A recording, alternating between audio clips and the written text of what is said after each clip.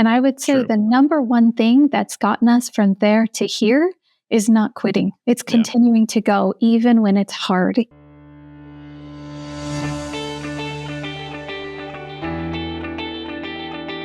And I want a good show, damn it.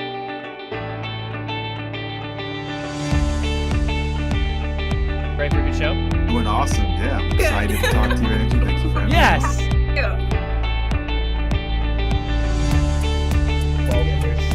I've always been doing big into archery, and my dad said, hey, you guys want to start an archery store?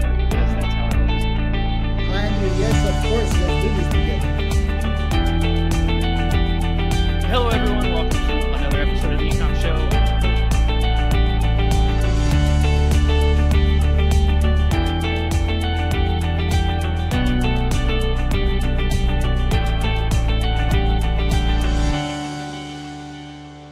Hello, everyone, and welcome to another episode of the Ecommerce Show. I am your host, Andrew Maff, and today I am joined by the amazing Georgia Vanderville, who is the founder and COO of Shortie's Candle Company. Georgia, how you doing? You ready for a good show? I am ready for a good show. I am jazzed and excited to be here. I am so excited to have you on the show. It's a very interesting product line. You have a crazy background that is amazing, and always very interested to see how entrepreneurs are running their businesses. Everyone does it very differently. So we're going to have some fun. I'm very much looking forward to this. I like starting these off kind of stereotypically. So if you wouldn't mind telling us a little bit about yourself, your background, how you got into Shortie's Candle Company, and we will take it from there. Well, thank you for asking. My name is Georgia Vanderville, and I'm known as the fragrance aficionado because over the last 22 years as a candle designer, I have produced and sold over 6 million candles. Whoa. And yeah, it's a lot of fun. We started with a tiny little pan in our kitchen, and I started it with a tiny little pan in a kitchen, not knowing exactly what I was going to do, or I didn't have a plan. And I didn't even know that I was starting a company, if I can be honest with you. I remember getting to the line in the business office just to get a business license so I could sell candles to people. And the lady asked me, she said, "And what's the name of your company?" And I went, "Oh, you need a name.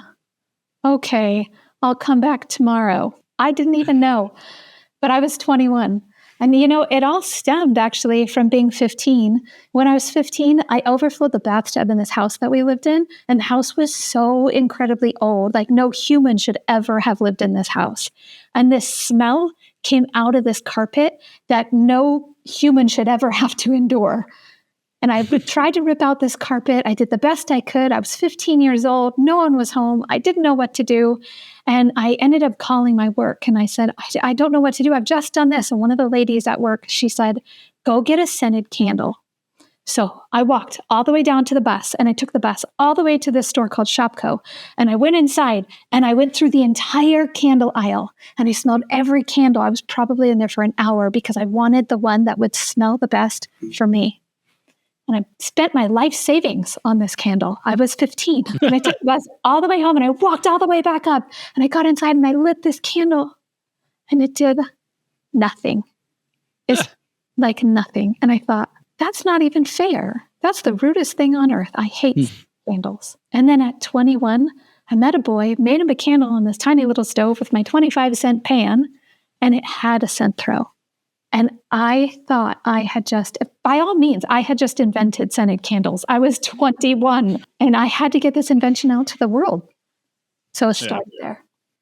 Wow. So that's very interesting. So it's all coming from a subtle grudge to whichever candle company screwed you over at that time. So good. Thank you for the idea. I had never thought about it as a grudge, but now. Hey, it worked. So tell me a little bit about the business in itself. So you had started it in your kitchen, and now you're obviously well into being a business, a 7-figure brand. So it's definitely grown.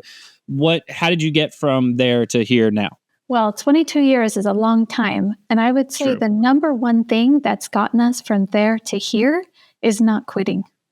It's continuing to go even when it's hard, even when you're in tears because you have 18 cents in your bank account and you're not sure how you're going to pay for your mortgage. But it's continuing to go and just trusting that it will be there and still taking the steps toward it. We've done a lot of different things. We've pivoted every time we needed to. We had in 2008, everyone, well, depending on their age, would know 2008 and what the economy went through, what everybody went through. And because of that, right, we had to close our warehouse and we ended up moving back to our property. And that felt like it was soul crushing and we were going backward. But we ended up pivoting and making some slight adjustments to our plans to how we ran the company. And those pivoting moments really helped us. So we did shrink. We shrunk massively. And then we had to grow all over again. And I'm so grateful for those opportunities because we are where we are now. Yeah. So tell me a little bit about the business, where it's at now then. So where are you primarily selling? Is it mostly online? Are you in retail? Tell me a little bit about that. We are mainly online. That is really, we started with farmers market, straight to the consumer, and then we went online pretty much right at the same time. So we've been online since the very beginning, and it's grown and grown and grown. I would say our biggest retailer would be Amazon, and then we are on Walmart.com. And for wholesale accounts, our biggest wholesale account would be Whole Foods. We are in just one Whole Foods right here in Reno, but we don't actually focus any of our activity on retail right now. But that will be coming up in the next year. So you'll be able to see it go. Nice. From the online space, I know that it's not I guess you really wouldn't call it a CPG brand, but it is a similar element where it's kind of like, it's difficult to sell because you can only explain a scent in a certain way, right? Then to really sell it, they've got to smell it. So how are you kind of bridging that gap to explain to the consumer the scent and actually be able to get them to convert? A lot of times it's based off of testimonials from other customers, and it's based off of trust. So when a company tries one of your products and it's really good, they go, ooh, let me try another. And just recently, we started putting samples into orders. We bought some machinery that makes some really nice samples, and we can put them into our orders. So when customers place an order, then we've had that. We've also done this thing for years, and we call them scent sniffer tabs. And it's literally a little tiny piece of paper with a little bit of scented wax on it. And we could put those into the mail and mail them to a customer. So we would send people scent sniffer tabs so they could try out products before they purchased them. Oh, interesting. Are you charging for shipping for those, or is it kind of if you just sign up, you just get one? If people called or if they emailed and asked about something, then we would send them to them free of charge. It was a stamp and an envelope, and we'd send it to them. Interesting. Do you publicize it, or do they have to just ask you about it kind of thing? It was just something that we would do if people asked. We never really publicized it. We might have had, actually, that's not true. We did have something somewhere, and it might still be on our website. If I'm being honest, I'm not really sure. But yes, we did publicize it at some point. I just don't know exactly where it was. Yeah. Nice. I mean, it's definitely a genius move, because I know sometimes that can be the biggest hurdle of actually getting people to try something that they're either going to be smelling or feeling or touching or just tasting. Very interesting. So with everything being primarily online, what's your major channels? Are you primarily on Amazon? Is most of the business coming from your website? Tell me a little bit about those sales channels. Well, we have a ton of business coming from our website. So most of the time, people will find us elsewhere, and then they'll come to our website after that. And then, so we ship a ton out every day that comes into our website. And then we do sell a lot on Amazon. Amazon does a great job, and they ship our products very quickly. So a lot of times we're shipping into Amazon for Amazon Prime, and then Amazon Prime ships it out. And then for Walmart, we are shipping that for them. And I would say for the retailers, Amazon would be our biggest retailer. Yeah. Interesting. So how are these people finding you? If they're primarily going to your site, is it from paid advertising, social media? What's that approach? It's all SEO, search engine optimization. Really? So most of your sales are coming from SEO initiatives? Yes. Wow. Interesting. I would think for a candle brand, it would be pretty heavy on the social media side. So that's awesome. Very interesting. So, and then you obviously mentioned that you get a good amount of traffic or a good amount of sales from the Amazon side as well. The Amazon side, is that also just from having your listings optimized, or are you also running any kind of advertising or anything like that on Amazon? Our listings are optimized, and then we do run ads on Amazon as well. Yes. Beautiful. How big is the team? Who's helping you kind of manage all this stuff? We have 10 full-time. We have 2 part-time, and then my husband and I. So we have a 14 Beautiful. now. Interesting. Where are you? What's the goal with the business? Where are you trying to take it? The goal with our business is to be the largest candle manufacturer on the West Coast. Interesting. How far? I don't know who the biggest one is right now. How far off are you from there? Or are you already there and you hit your goal? You've got to make the goal bigger than where you are right now. We are, in all of my research, we are the 3rd largest candle manufacturer on the West Coast right now. That's in my research. I could be wrong, and there might be another company that I just don't know about. Maybe they're not out there, really, but then maybe they wouldn't be bigger than us. I'm not really sure. That's the information I've been able to gather. So that's awesome. So how many, I looked, I started looking and lost count. How many different scents do you have? We have 59 different fragrances. Okay. All right. That's a little bit more tolerable than I was expecting. When I first looked, I was like, whoa, we've got a lot of different scents on here. That's awesome. How do you, so that's obviously a lot of SKUs. How do you kind of manage that? Is it made to order? Is it something you pre-make ahead of time? Like, what's that process like? All of our orders are made to ship the exact same day. So we have inventory, and we have some software. My husband has actually developed some software for us. And it's actually the most incredible software on earth. I just have to plug him for a second, because every company, if they are manufacturing something, even if they aren't manufacturing something, they should have this software. It is so incredible. But anyway, with this software, it forecasts for us. So it says, this is what you sold during this point in time last year. This is what you're going to need this year. So then we pre-do things. So all of our stuff is roughly a 60 to 90 day in advance product. And that way it can be manufactured. It can make it through all of our warehouse onto the shelves. It can make it into Amazon where it needs to go. And then everything is stocked. So that is our process. It's very interesting. That's pretty cool. Is he, are you going to also start selling that software next? Well, I would love to be honest with you. I'm not sure. There's more than just me in that decision. So, but everybody, we did a tour in our warehouse the other day on last Wednesday. There was a week ago today, there was a company that came in, and they, or a state organization came in, and I gave them a tour. And I ended up, everyone wanted to see the software. So I gave everyone a tour of the software as well. They were just blown away. So I keep telling him, and he goes, that's his response. Great. Obviously, for everyone who knows for the show, sometimes you'll fill out like a form, just kind of give us a little bit of insight into the business, just so I don't make sure I'm speaking out of turn most of the time. One of the things you mentioned is that the company in itself came from your passion through traveling through the US and Europe, right?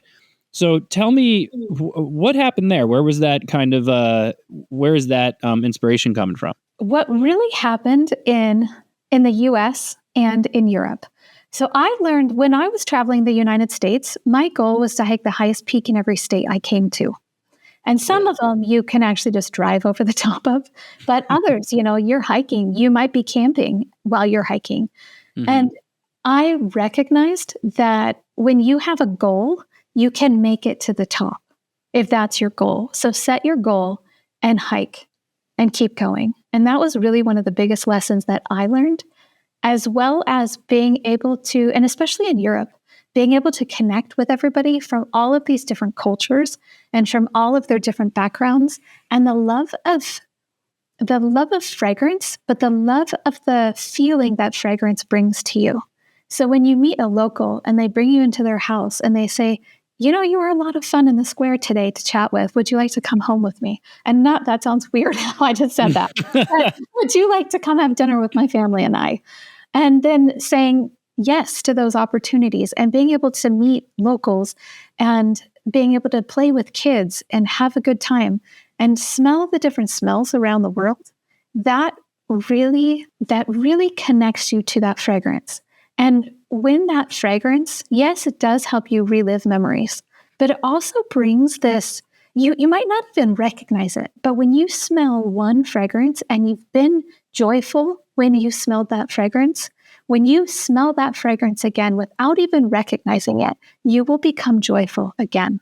And that's why I love fragrance. Very interesting. So is that kind of how you get the inspiration behind each of the different fragrances that you offer? A lot of it is how I feel. Yes. Yeah.